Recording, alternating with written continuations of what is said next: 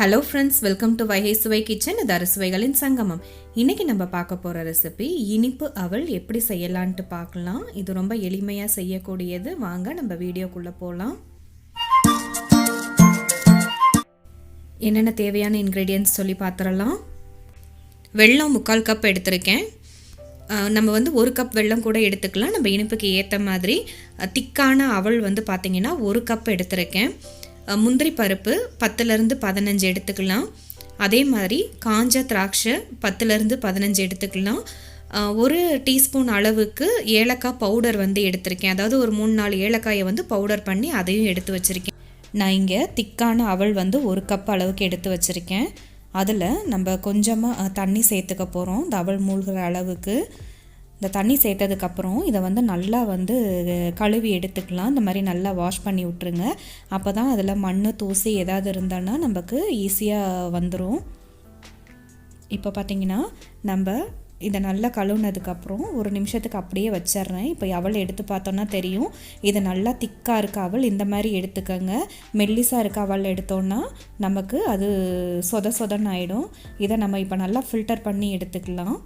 நம்ம அவளை இங்கே நம்ம ஊற வைக்க வேண்டாம். 1 நிமிஷத்துக்கு அந்த தண்ணியில் வச்சுட்டு அப்படியே அந்த தண்ணியிலேருந்து வடிகட்டிட்டு இந்த மாதிரி நல்லா ஈரமே இல்லாமல் ஃபில்டர் பண்ணி எடுத்துக்கலாம். இந்த ஈரத்துலேயே அவள் நல்லா உங்களுக்கு ஊறிடும். ஒரு கடாய் அடுப்பில் வச்சு அதில் 2 டீஸ்பூன் அளவுக்கு நம்ம இங்கே நெய் சேர்த்துக்கலாம்.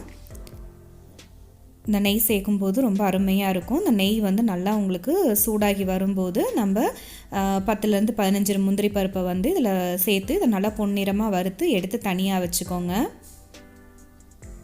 இப்போ நம்ம எடுத்து தனியாக வச்சாச்சு. அதுக்கு அடுத்ததாக அதே நெய்யில் நம்ம எடுத்து வச்சுருக்க காஞ்ச திராட்சையை சேர்த்துக்கலாம். அவங்களுக்கு அந்த திராட்சை நல்லா உப்பி வரணும். ஸோ இப்போ பாருங்கள், திராட்சை நல்லா உப்பி வந்துருச்சு. இதையும் நம்ம எடுத்து வச்சுக்கலாம். இப்போ ஒரு பாத்திரத்தை அடுப்பில் வச்சு அதில் நம்ம எடுத்து வச்சுருக்க வெல்லத்தை சேர்த்துக்க போகிறோம். இந்த வெல்லத்தை சேர்த்ததுக்கப்புறமா அதில் ஒரு 1/4 கப் அளவுக்கு தண்ணி சேர்த்துக்கலாம்.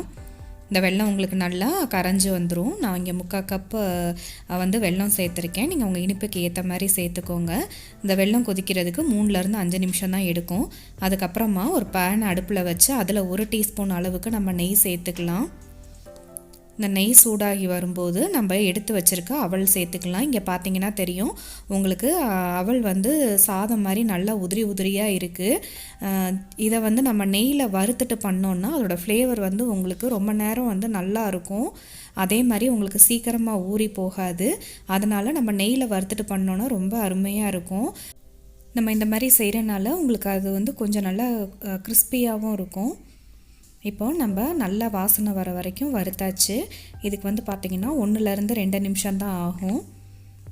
இந்த மாதிரி நல்லா வறுத்துடலாம். ஸோ அதை பார்த்தோன்னா நமக்கு சாதம் மாதிரியே இருக்கும். அதனால தான் இது ஒட்டாமல் இருக்கும். இப்போ நம்ம காய்ச்சி வச்சுருக்க வெள்ளை பாகை இதில் சேர்த்துக்கலாம். இது உங்களுக்கு தண்ணியாக இருந்தாலே போதும். இந்த கம்பி பதம் அந்த மாதிரி எதுவும் வர வேண்டாம். இந்த மாதிரி வெள்ளத்தை இந்த அவளோட சேர்த்துக்கலாம். நம்ம கருப்பட்டியும் சேர்த்துக்கலாம், சர்க்கரையும் சேர்த்துக்கலாம். இது அந்த வெல்லத்தோட கலரை பொறுத்து நமக்கு இந்த அவல் கலர் மாறும். ஸோ நான் எடுத்துருக்கிறது லைட்டாக தான் இருக்குது. நம்ம இது கூடவே வறுத்து வச்சுருக்க முந்திரி பருப்பையும் திராட்சையும் சேர்த்துக்கிறோம்.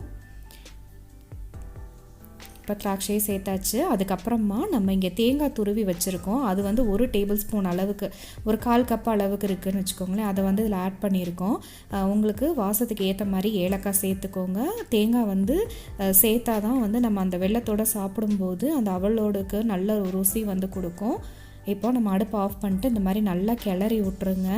ஸோ நம்ம இனிப்பு அவல் ரெடி ஆயிடுச்சு. இதை ட்ரை பண்ணி பாருங்கள். ரொம்ப ரொம்ப நல்லாயிருக்கும். செய்து பார்த்துட்டு எப்படி இருக்குன்னு சொல்லுங்கள். தேங்க்யூ ஃபார் வாட்சிங் வைகை சுவை. இது அறுசுவைகளின் சங்கமம்.